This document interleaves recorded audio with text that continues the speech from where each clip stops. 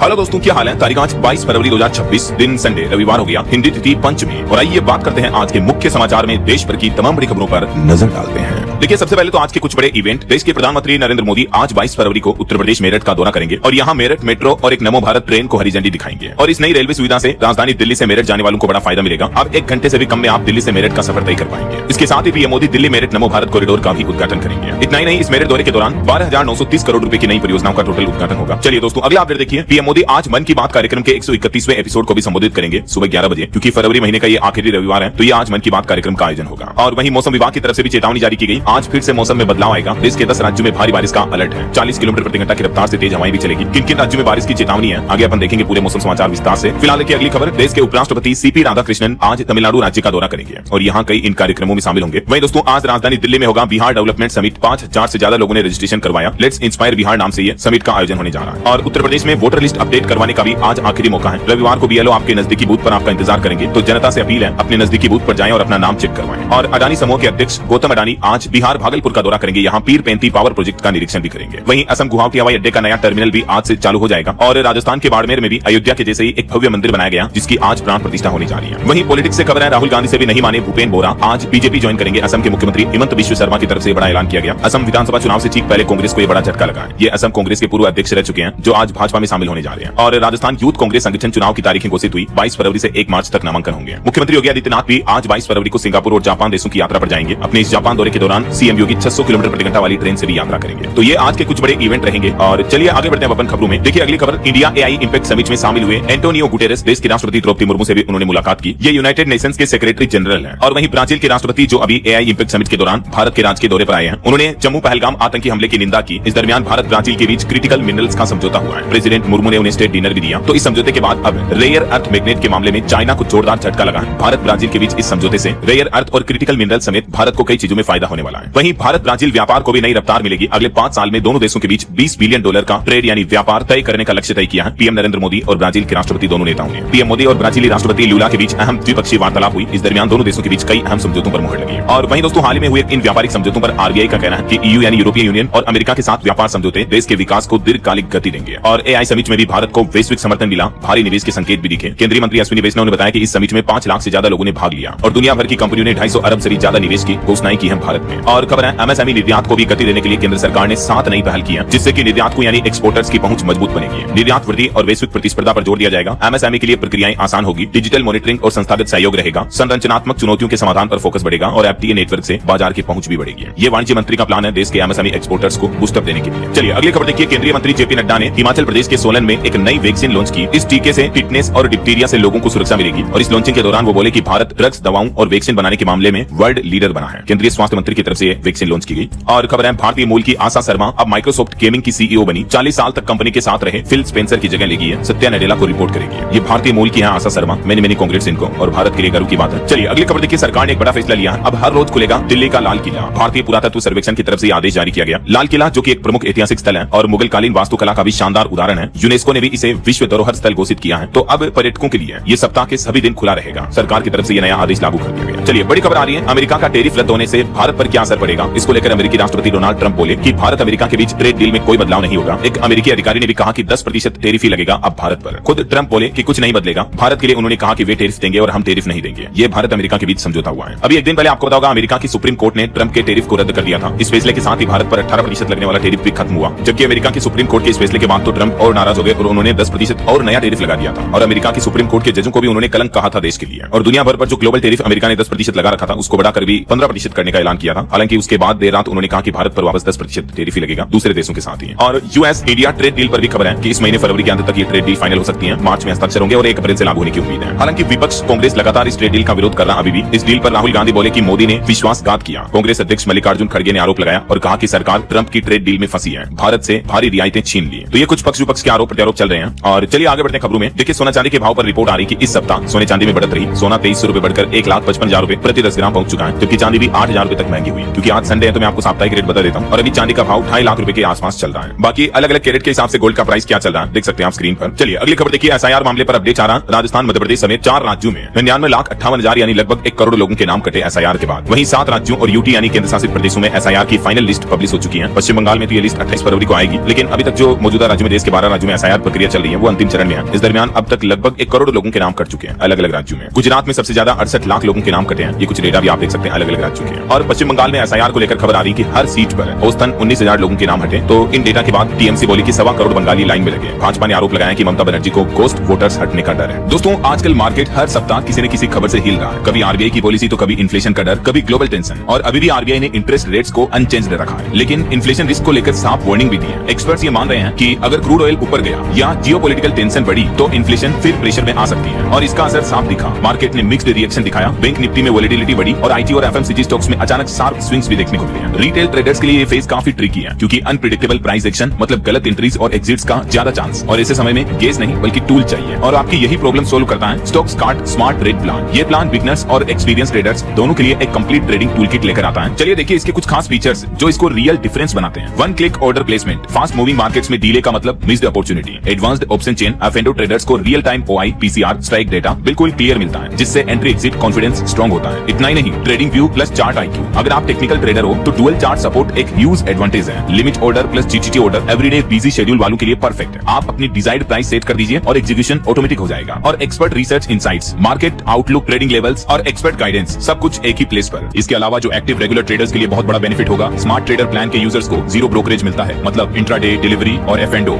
आपके ट्रेड पर कोई ब्रोकरेज कॉस्ट नहीं। मार्केट में जहां टूल्स प्लस ब्रोकरेज दोनों मिलाकर मंथली कॉस्ट हैवी हो जाती है, stocks card smart trader plan दोनों प्रॉब्लम्स एक साथ सॉल्व करता है।